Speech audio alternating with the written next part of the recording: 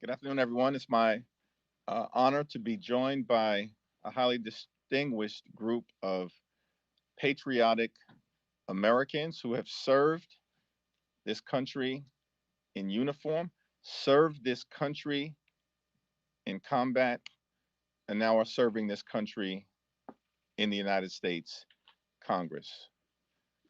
They understand through their own life experiences of service how urgent it is that the House pass forthwith the bipartisan and comprehensive national security bill that has been advanced in the United States Senate. This is a matter of America's urgent national security. It's a matter of democracy. It's a matter of freedom. It's a matter of standing by our allies. And in the absence of doing so, particularly as it relates to the ongoing war of aggression launched by Russia against Ukraine, it's a matter of American lives potentially being on the line if Ukraine and its brave war effort falters because of inaction here in the United States Congress by extreme MAGA Republicans.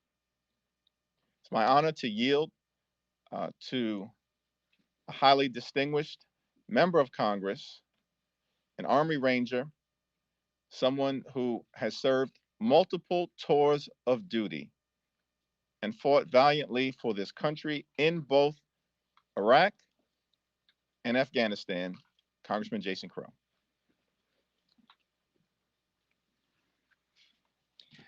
Thank you, Leader Jeffries, and thank you to my colleagues. It's always a great honor to stand here with my fellow veterans in service that have served in the intelligence community and the military.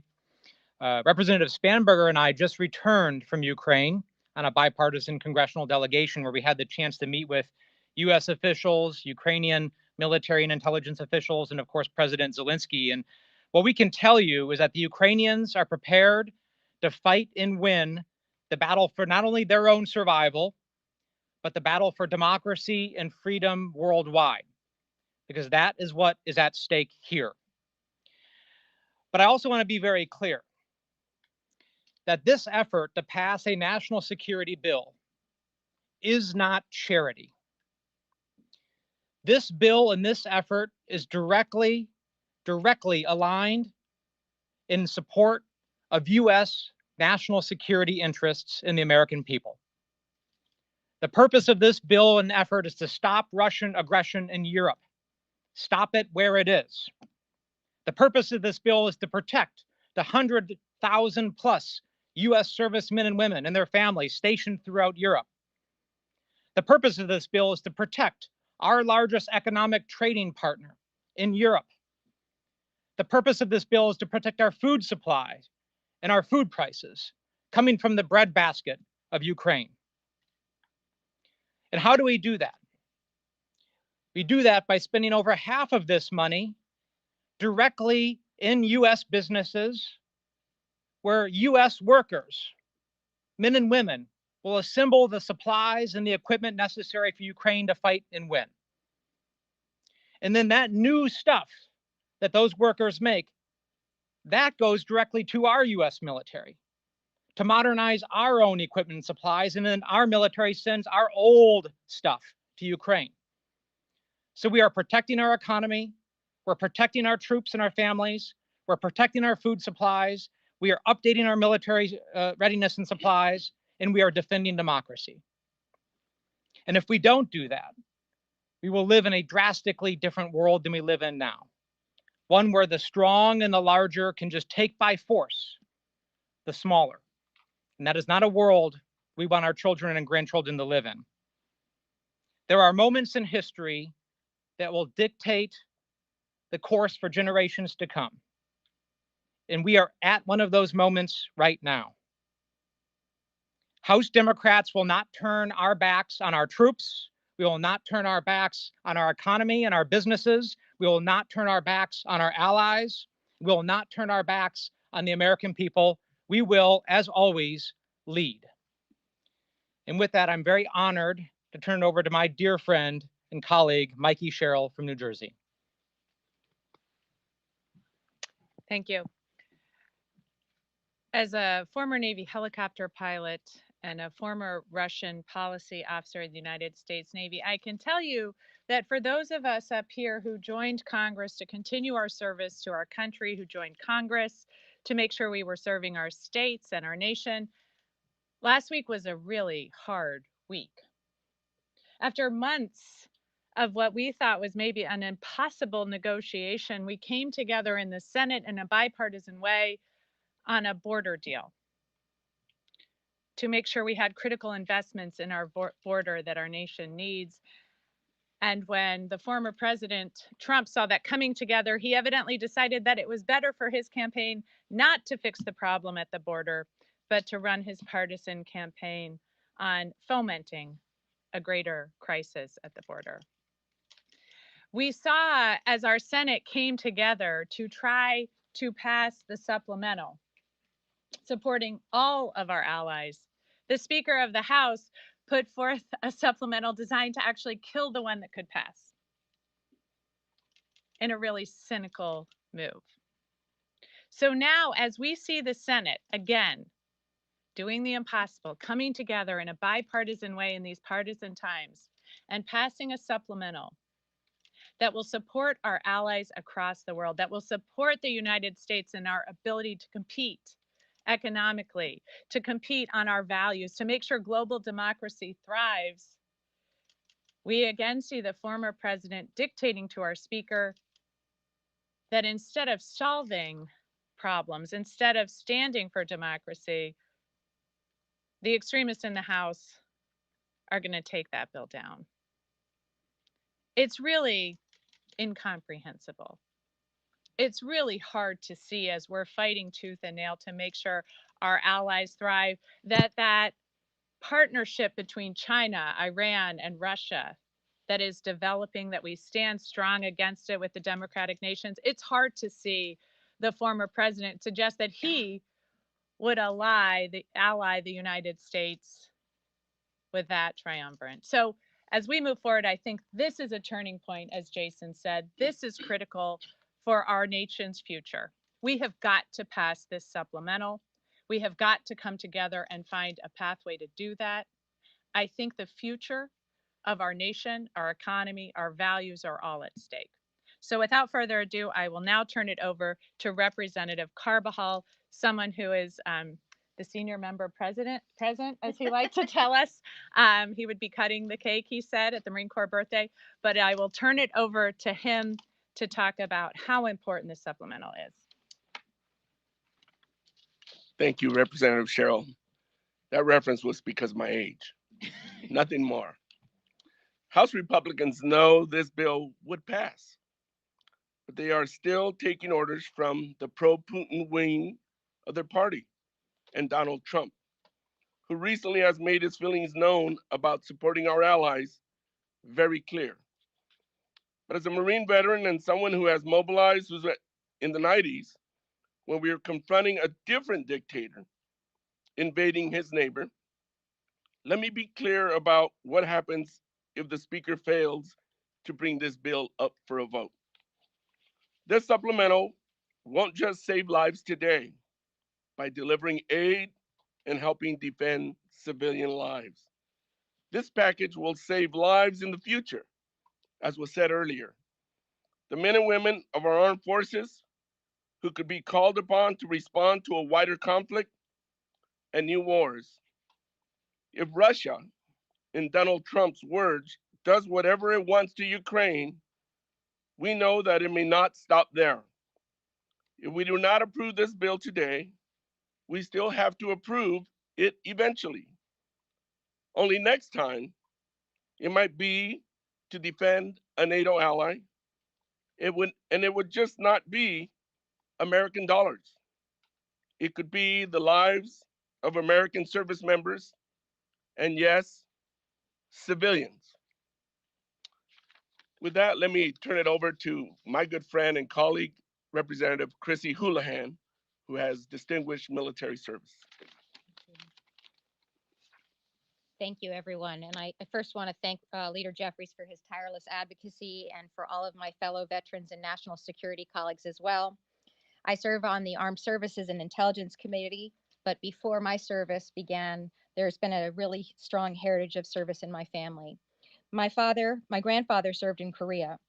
As a military child, my mother lived 26 miles away from Hiroshima when she was a teenager.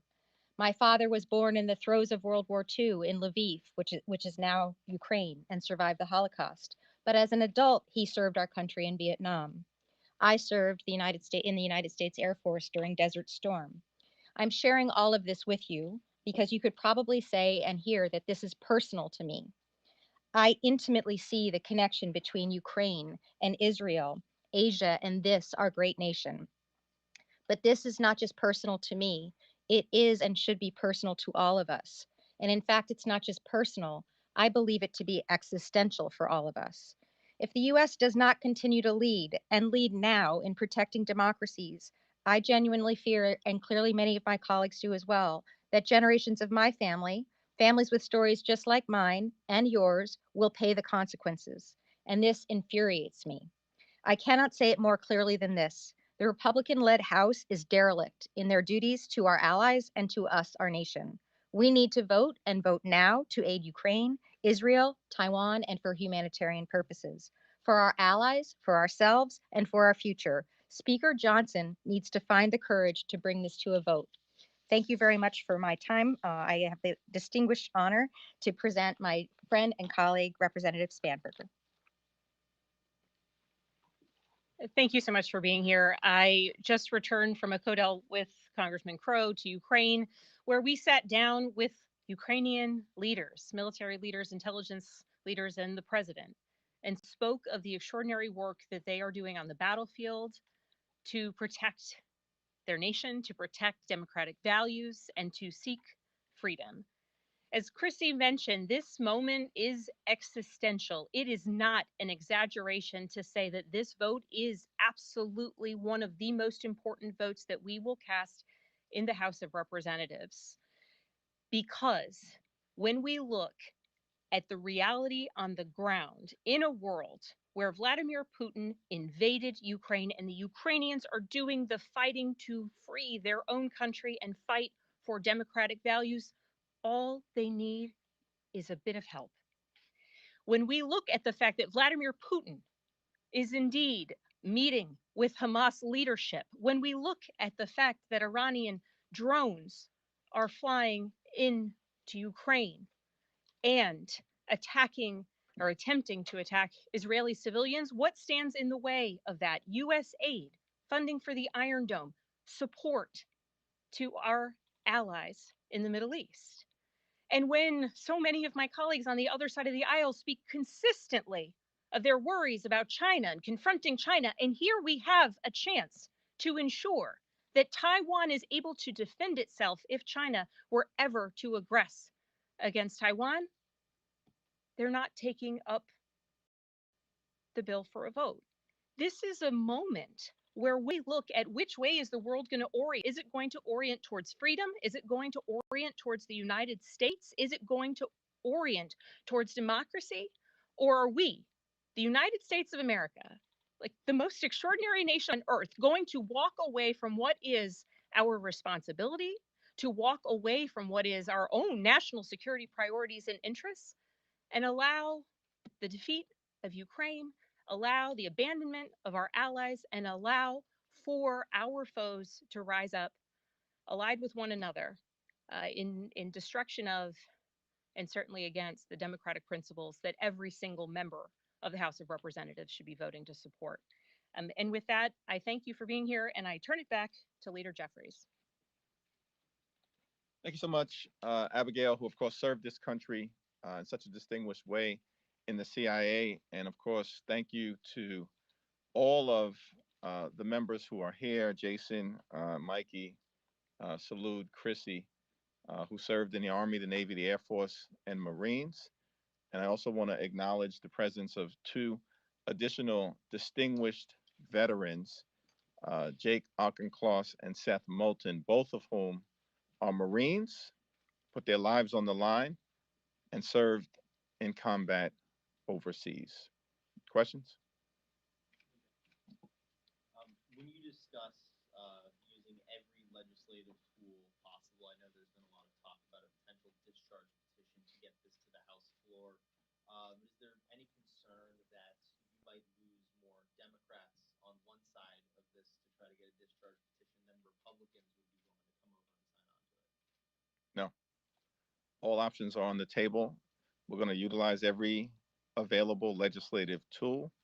And what is clear is that there are more than 300 bipartisan votes in the House of Representatives to pass the national security bill today. More than 300 bipartisan votes. It's not too much to ask in America's national security that we get an up or down vote and let the House of Representatives actually work its will as opposed to allowing Donald Trump to work his will and block our national security priorities. Just to follow up, so how many Democrats do you think you would lose on this, first of all? And secondly, have you actually begun that process of reaching out to Republicans to sign on to a discharge petition? We're going to have a conversation in our leadership meeting today. We'll also meet as a steering and policy committee and then as a caucus family tomorrow morning to discuss the precise steps that we will take. But it's clear to me that the overwhelming majority of House Democrats are ready, willing, and able to support the national security bill right now. We're not the problem. The problem is on the extreme MAGA Republican side. Let's be clear. They need to end the partisanship, the brinksmanship, and the gamesmanship and work with us in a bipartisan way to get this done. Let me also yield just to Seth and Jake for any comments that they may have. Sure. Thanks very much, Leader Jeffries. Look, Republicans, excuse me, Republicans are playing politics with this. That's the bottom line. And what they are doing is politicizing aid to Israel. They're supporting Putin over the freedom fighters in Ukraine. They're doing nothing about the border because it's good for their politics. And they're sending a message to Vladimir Putin and Xi Jinping that they can get away with whatever they want because America won't stand up for our values or our allies. It's Democrats who are trying to bring people together. It's Democrats who are standing up for fundamental American values. It's Democrats who are fighting here in Washington today to keep Americans safe and secure. So they're playing politics. We're trying to bring people together and get this done. That's the bottom line. And we know that we have to do it.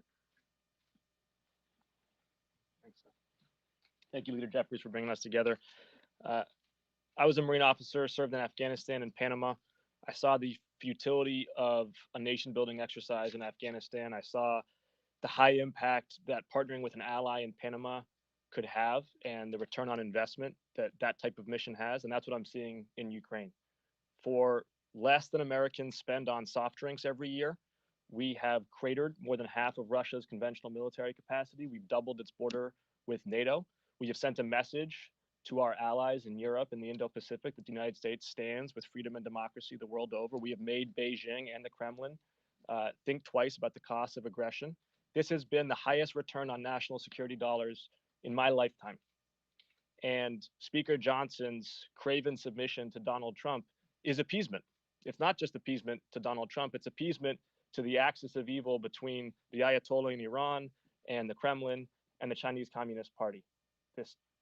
This fusion of totalitarianism and terror and tyranny that seeks to upend the Pax Americana from World War II onwards. And as Leader Jeffries said, the American people deserve an up or down vote in the House of Representatives to see where their representative stands on this momentous issue. Thank you. Thank you, Seth. Thank you, Jake. Mr. Leader, and also for members, have you started discussions with Republicans about potential alternate bill? I know some Republicans, including Chairman Rogers, just told me, and other others who are kind of swing votes have said they might be offering different border and Ukraine bills. Are any of you having conversations with Republicans about what that could look like? There's certainly ongoing conversations that are taking place member to member, but we yield to Jason and Abigail, who were just in Ukraine, and others if they want to step in. Yeah, I would just reiterate what the speaker said, that there are a lot of Republican votes for this effort. A lot of folks that I'm talking to all the time that just want the opportunity for a vote because they know and they see the things that we've been talking about here. This is good for our economy, it's good for our national security, it's good for our alliances, and it's necessary to push back on totalitarianism and dictatorship around the world. And they don't want to raise children in a world where Russia takes Ukraine and sweeps through Europe either. So we just want the opportunity for the vote. And as some of my colleagues have also pointed out, this is just a good investment for the American people.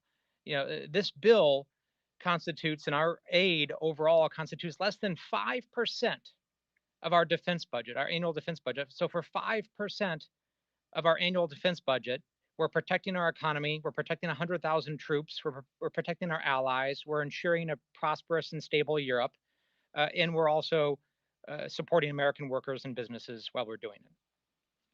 Just to speak to the second part, because I have had conversations with colleagues, the reality is that the United States Senate, a bipartisan group, worked 4 months to come up with a compromise that then, at the behest of the former president, the speaker made clear that he was going to tank and bring down. And so while I appreciate, and I speak only for myself on this, while I appreciate that some of my colleagues now want to have conversations about what has been a broken system for years upon years, it's too late to start fresh. The reality is that our Ukrainian allies on the battlefield need us to pass the supplemental. Again, we need to pass it for our own national security interests. But if we are going to see the defeat of Vladimir Putin by the Ukrainian army, that support cannot wait another 4 or 5 months to then again potentially see, via social media pronouncements, the former president proclaimed that he wants the House to take down such an effort. The United States Senate passed this bill with 70 votes. We have to bring this bill up. We have to do it immediately. And as Leader Jeffries said, if we took this vote today, the vast majority of members of Congress would vote for it.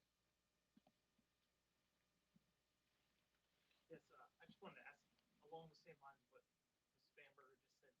Would you be open to border policy changes at this point, or is that off the table after the collapse of that Senate deal?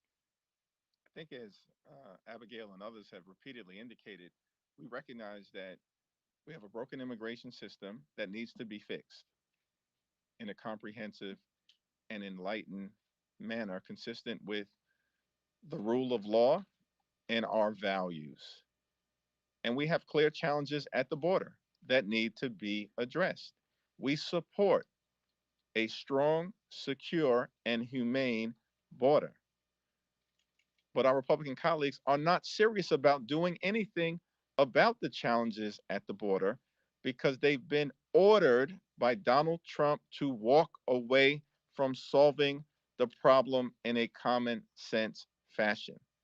That has been made clear. They're not even hiding it. We have a national security bill in front of us that passed the Senate in decisive and bipartisan fashion. And all we need is an up or down vote so we can lift up America's national security priorities. Period. Full stop. Second row. Today, President Biden, as you know, came out and gave an impassioned speech and a plea to Speaker Johnson to put this bill up for a vote. He also criticized former President Trump. Whether those criticisms, they may very well be warranted, but if you are working to try to get Republicans to be on board with you for a discharge petition or for some other mechanism, does that, you think that may hurt your effort, the speeches like that where there is criticism of the other side as you're trying to, figure out how to pass? Well, the former president has injected himself into the conversation. He blew up the bipartisan national security bill that included changes in border policy that the Republicans had previously asked for months and themselves negotiated. Former president did inject himself into the conversation. So I haven't had an opportunity to review President Biden's comments, but I certainly stand behind the urgency that President Biden has articulated with respect to taking up this legislation. So, just with respect to what Johnson said kind of a few times now, that there has to be some sort of end game in mind for the conflict in Ukraine. I just want to ask you personally, what is your definition of an end? I mean, is this when they take back Donbass? Is that when maybe they go past that to Crimea? And then secondly, maybe someone who went on the Codel, did Tucker's interview with Putin come up? And if so, what kind of reactions were there from some of the leadership there in Ukraine? I think the members have made clear, but I'm going to yield to them that significant progress has already been made by the Ukrainians fighting bravely to defend their homeland along with democracy, freedom, and American values that are on the line in connection with our traditional alliance with NATO. But let me yield to Mikey. Did you want to talk, Abigail, Well, just on on the trip? and I defer to the CIA always here. um, just to quantify, right? The Ukrainians have fought and won back more than 50% of the territory that the Russians have taken since the 2022 invasion. Because of the Ukrainians fighting against the Russians, more than 20 million metric tons of grain were able to get out of Ukraine and into the world food market, right? The absence of that would have been catastrophic. So when we're talking about the what success looks like, the Ukrainians have been sustaining success, but they need the resources and the ability to continue further. As for the Tucker Carlson interview, and I'll fact check myself on this with Representative Crow. We of course spoke about it on the Codel quite a bit, but it actually did not come up with any of my conversations with Ukrainian interlocutors. And I would argue that it's because the ridiculous nature of an American so-called journalist allowing for Putin to unleash propaganda for an extended period of time just wasn't worthy of the types of conversations that we were having, ones that were actually serious conversations about U.S. national security interests and the challenges facing our allies. I don't know if you had any others. Yeah, the Ukrainians are too busy fighting a war to really give a damn what a Putin propagandist is saying in Moscow. So they're not paying attention to Tucker Carlson for sure. But on the point of what does the end game look like, I think this is a really important point. I understand, having served like many of my colleagues in Afghanistan during multiple deployments, I can understand the reluctance by America of getting involved in a protracted conflict or engagement. But this is not that. And I can say that very clearly, right? American troops are not doing the fighting and dying. And we are not going to need to continue to pass supplemental after supplemental, because one thing that was really clear from our visit is the remarkable efforts in Ukraine to stand up its own industrial base and to move towards economic self-sufficiency. They are moving fast to build their own industrial base, to build their own weapons. They simply need a bridge to self-sufficiency. And that's what this supplemental bill will do, is it will buy them the critical time that they need in 2024, the bridge to self-sufficiency, to stand on their own. And if we're able to help them do that, they will stand on their own, they will be strong, they will be independent, they will be fierce, and they will be friends of the United States. And that is something that we all should want. I just want to sort of foot stomp on what Abigail and Jason said and your question about what does success look like. We have seen the Ukrainians keep the port of Odessa open. You remember the agreement they had with Russia, which Russia walked back, but the port is open, shipping out grain supplies to largely the African continent, which is critical for the world food supply. We have seen Ukraine hold Kyiv, which Russia thought it was going to roll over in a matter of days. They have kept Kyiv free to date.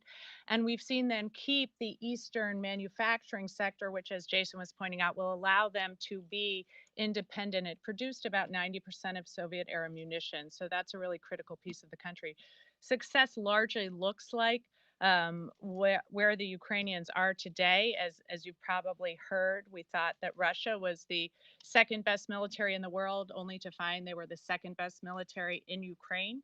So it's really, I think, where we are today has been a great success story for the Ukrainian military. But when I hear from people, well, why doesn't Russia then kind of sue for peace? Why don't we come to the table with Russia? There is no reason right now for Putin, as we are standing here, not having passed a supplemental, there is no reason for Putin to think, why end it now, right? Why not wait it out, see if his friend, the former President Trump, gets into office so they can form their alliance against NATO, I guess. I mean, this is the time that we pass the supplemental. This is the time that we support Ukrainian success. This is the time that we stand for what America has always stood for, democracy and supporting our allies. And if I could also add kind of what success doesn't look like. What success doesn't look like is I had the opportunity to travel to Lithuania a few weeks ago, had the chance to meet with their Assistant Minister of Defense, where he was genuinely apoplectic about the possibilities that Putin would win Ukraine and would continue, as he has explicitly said, to roll up the rest of Europe, Lithuania, Estonia, Latvia. They believe are next. They absolutely do believe that they're next. And that's not just about our NATO allies and what our responsibilities are. On that trip, I had the opportunity to visit our troops, and Pennsylvania, this is where I'm from, has a National Guard relationship with Lithuania. That's our partner. And so our servicemen and women are stationed in Lithuania within miles of Belarus, miles of Belarus. And so if you think that what success looks like, what we want to also think of as is what success doesn't look like. And what that does look like is our men and women in uniform being in harm's way and being on the front line. Thanks. Last question. Um, you talked a lot about sort of the urgency of the need for more aid for Ukraine. What does the timeline look like for Israel, particularly in terms of air defense and things like that? How urgent is the need there? Well, I think our view from the very beginning has been, and I want to yield to a few of our colleagues to just close us out, but that this is a dangerous world and everything is interconnected, and that it's important for us to stand with our democratic allies in Israel as it fights an existential war against Hamas, a brutal terrorist organization. And at the end of the day, the only way for there to be a just and lasting peace for both Israel and the Palestinian people is for Hamas to be decisively defeated. And so it's important for us to step in and make sure that Israel has the ability to do just that in the best interests of Israel, the Palestinian people, the region, and the free world. The same is the case as it relates to our allies in the Indo Pacific, Taiwan, Japan, and South Korea. And I'm thankful under the leadership of President Biden that we now see a historic alliance between South Korea and Japan. Everyone recognizes the challenges in that part of the world, and America can't abandon it. And of course, we understand the urgency in Ukraine. Let me just end by allowing our Marines to close us out. So I don't know, Salute, if you have any final words, Seth, and then Jake. Let me just say that it is not incompatible to support Israel, to make sure that they have the resources to go after a terrorist organization in Hamas. That is not incompatible with also urging them to abide by international law, to ensure that the loss of innocent civilians does not continue to occur. Those are two important goals to keep in mind. And this national security supplemental provides us the resources to achieve both. Thank you.